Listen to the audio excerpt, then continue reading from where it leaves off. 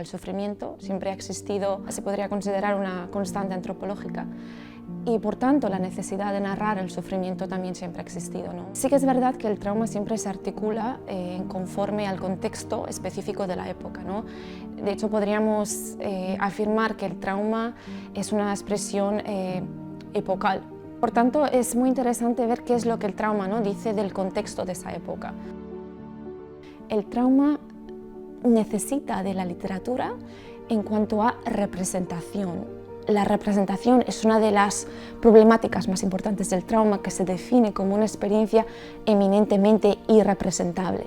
Entonces la literatura en particular y las artes en general es un medio privilegiado para dotar de visibilidad la experiencia que de alguna manera evade esa representación, o simplemente lo que la literatura hace es decir esto no se puede representar.